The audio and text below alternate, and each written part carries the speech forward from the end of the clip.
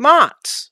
Mods for a game has always been actually keeping a game alive, even though the game was already been released years after years have been released. Dark Souls 3 mods has been actually making the game alive.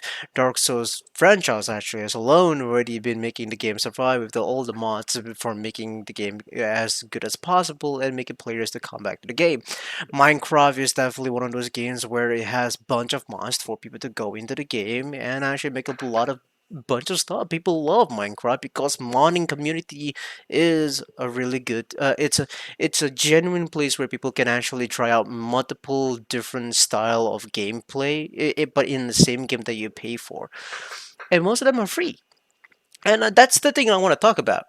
Should mods be something that you pay for? Because I'm not really too sure if it's something that you needed to do when you have already been paid for the game, and you have to actually pay for a mod that actually just requires you to actually use different kind of like assets that was put in a different game and then putting into a singular another mod, and then you just have to pay for it, which is kind of a little bit really feel like a scam in a way because like I already pay for the game and I don't need to pay for the mod, and that's I think like that's what most of the modders do that because like there's a lot of modders that actually do shit like really incredible stuff. But there is one specific mod that I do want to talk about, which is the Garden of Ice. If you guys don't know, Garden of Ice is the one of the few biggest modding community in for the Elder Ring modern community, because Garden of Ice kind of reshaped the gameplay of Elder Ring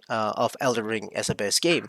They give out new bosses, give out new weapon styles, and give out new magic spells. But most of them are mostly like they've been using the assets from all of the franchise of From Software games. Actually, they actually make it really pretty kind of cool, and unfortunately, for in order for you to actually get access to this Garden of Ice mods, you have to pay subscription for this actually.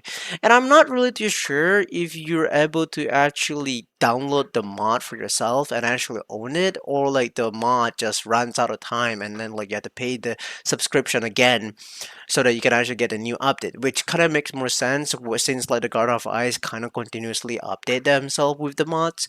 But this also was something that really did actually kind of make me feel a bit conflicted because Garden of Ice, even though modding should be free, I really do stand by that. God of Ice kind of make me feel conflicted because they actually did really, really much more effort into a mod itself. Because like with the recent new update they actually released a new boss, Mikola boss fight, which is pretty kind of cool because the arena, there's cutscene for it, and then like there's some of the animations of the fights that looks really, really well done in terms of presentation, and it looks pretty kind of on its own, but you can definitely still tell it's still an asset they actually took upon from different games and just put it into the game, which is still I still should think it should be like a free thing, but like I just feel a little bit conflicted. I don't know what because like I can tell like it takes time to make this with all this like cutscene music, the voice line, trying making a mod that is like feels like a new game. I don't know if everyone is actually feels that way with me. There is another mod that I'm also really looking forward to for Dark Souls 3, which is Dark Souls Arch Thrones, and I don't know if that one is going to be actually behind a paywall or not. But the demo is free right now, so you can go ahead and check it out.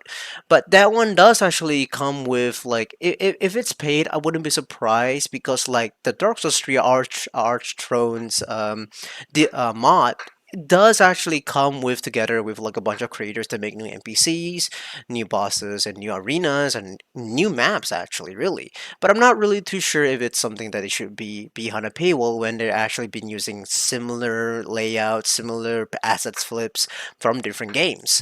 So what do you guys think about it? Do let me know. I still think modding should be free for a game because like why would I have to actually pay for a mod that just keep reusing new animations for a game that I already paid for. But I'm still conflicted, which is also another thing where like I also feel like CD Projekt Red did a really good job of like trying to take control of the community, because like they know the modern community for for The Witcher is really accessible. And because like there was a guy who actually tried to actually paywall behind a content that in the form of a mod in Witcher, or maybe I don't remember what game was it Cyberpunk, I could be wrong, and he made it a paywall of like $10 or something, and the company CD Projekt Red decided to say no, we don't want that since the mod should be free, but unfortunately the mod got taken down because the creator of the mod refuses. Oh yeah, did I also mention that the creator of the mod for Cyberpunk actually generates to over like $20,000 a month? Um, that also kind of tells you that something like I feel like it's a little bit scammy in a way for them to actually make money, because like what happens if all the mods are actually being locked behind a PayPal, especially mods that are trying to actually fix the game itself, you know, what happens to like the mods from the Star Wars Jedi Last Survivor that want to fix the bugs, but like it was behind a $10 PayPal, and now people couldn't even actually enjoy the game even when they wanted to. So like yeah, there's a lot of things that we're going to discuss, and that's why where I stand by like it's modding should be free. And I'm not really too sure if Garden of Ice is going to be taking that similar well, but I don't feel like From Software give a shit about this to begin with, because like because like they do believe that modding should be something like that makes them sustainable in terms of like gaming industry, in the gaming industry. Okay, like even to this day, Dark Souls 3 is still playable to this very day because of mods, without a doubt, man. But the Garden of Ice, man, I really want to try it, but like, man, it just feels like it's so it's something that I don't want to pay for. Knowing the fact that like they just reuse some of the assets from Elden Ring, Night Ring, Dark Souls 3, even the Elden Ring game itself, just reuse it in the game. The only thing that's different is the effect, the arena, and probably a little bit of cutscene that changes left and right. But it just does make it feel like the mod is different compared to others. I can't help it. I really just feel a bit more conflicted if it deserved to be paid or not.